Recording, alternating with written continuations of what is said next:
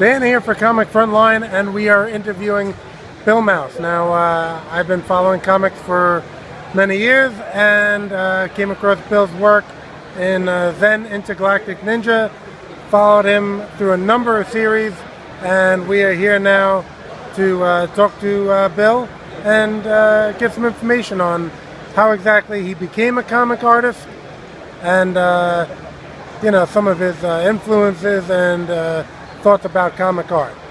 How you doing, Bill? I'm doing good, Dan. Alrighty. This is Sorority of Power, the comic I've been writing. Bill has been doing the art, and a spectacular job. How exactly did you get into comic book art, Bill? I got into comic book art back in 1991, and the first gig was for Eclipse Comics, doing a parody book called X-Farce. X-Farce, okay. Yes. And you went into, I guess, Zen and, a variety of independent work, but we're actually perhaps best known for Nera X. And how did you come up with Nera X? Nera X came about because when Entity Comics first got the license for Zen, we started working on the book. The creator of Zen, he allowed me some latitude and let me redesign the character, let me put my own characters into the stories. And I thought one of the things that was missing from the story was a cool female character. And I introduced Nera in that book as a bounty hunter. That's the way she was introduced into the book. We had all the different elements of a science fiction story in there. We had all the cool spaceships, had the cool locations, cool characters, but there was absolutely no women in the book at all. So I wanted to introduce a cool female bounty hunter character into the book, and that's how Nera came about. Her first appearance was in Zen Zero, like in 1993. Okay. And that was her first appearance in the very last page of that very first issue. So she's actually enjoying her 20-year anniversary this year. 20 years of Nera X. Can you believe it? Where the time gone by? And then beyond that, there was Cyber Angels. Yes. And actually, when Bill mentioned they worked for Eclipse, he's not talking about Eclipse in Vega, which was another comic Bill has worked on. That was another comic. So, I've been following Bill. There was Parody Press. Now, he worked on Parody Press and did a number of we did a million. There was a ton of parodies that we did. We did those for 8, maybe 10 years. And after we had done all those parodies for that time, that's when we got the license for Zen and we formed a new imprint so it wouldn't get mixed up with, funny parody type books. It was more of an adventure, superhero, science fiction book, so we needed a different imprint name. That's how we came up with Entity Comics, and then we started going from there. Okay, and I know there are a lot of Heroes fans out at Comic Frontline, so if you saw the parody book Heroes from Parody Press, that was Bill's work as well.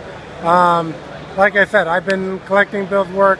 Anything that had Bill's name on, I've been collecting, so I'm not, we're doing our own book, Sorority of Power. I'm not above mentioning his great work for the other companies that I've enjoyed as well. Actually, Bill has a Lady Death cover right now. I do. Let's see that. There we go, Lady Death cover, official book here from the Haunted Edition, signed. All that good stuff, but yeah. There you go. It's whenever I get a cool opportunity, I try to jump on board, and I like to be a part of as many different projects as I like to be a part of, and keep on growing from there. So right now, Sorority of Power, new issue will be coming out very soon. There you go. And we just put an issue in the can, and Bill also did the cover for Law and Order Halloween Special. If you've seen this video right now when it's being aired, then it's October and it's Halloween time. So Bill has the cover of this. Now, we were talking a little bit yesterday about the fact that, I had gotten a commission here from Bill yesterday, and, it involved fish and fishing poles, and it was a whole, and Bill not looking up fishing poles or, having to find someone dressed up as Ahab or something to at the convention to have fishing pole reference. He drew the fishing pole. Last year I had him Drew a fishing pole. draw. Yeah. You know, I'm not used to being up at this late, this early rather. I'm an overnight person, if you know what time I post my videos. But at any rate, last year, off the top of his head, Bill, you know, I've seen him just draw almost anything off the top of his head. We're talking about this visual library. Yes. Now, you've just been an observant person and been able to replicate stuff you've seen. How does that work?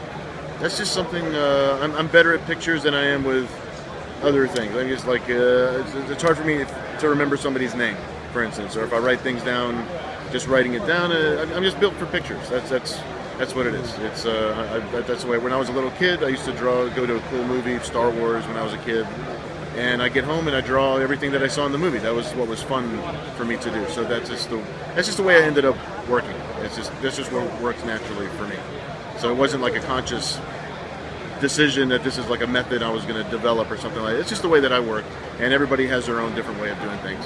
So I pull things out of my head, and that's a lot of people use reference, and that's awesome, and I think they do a much more accurate job of it. And the way that I draw things, I mean, it looks correct, it looks cool, and people are happy with it, and I think that's just the way it works more naturally for how I do things.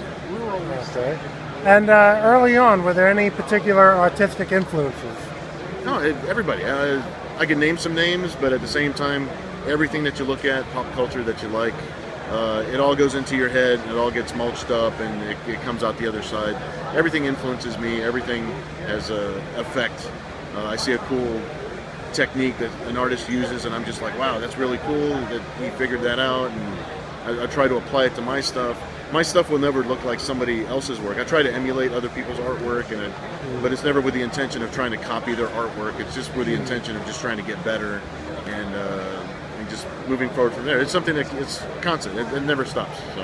Okay. Yeah. So this visual library and artistic, sensibilities that might have something to do with left side, right side of the brain. You viewers, you can go research that yourself. I can't explain all that. I don't even know about all that. Check it out online. But all right, well, any thoughts on New York Comic Con in particular, Bill? No, we're having a great time. You know what? Ask us back in a couple days, and we'll let you know how the whole show went. That's right. Okay, I'll have a wrap-up or something on Comic Frontline. So, we'll be coming back to you with more news and reviews. Check out the pictures. I know Kat here from Comic Frontline has been doing some interviews. Comic Frontline got this New York Comic Con thing covered. I'll see you all in a little bit. Enjoy your weekend.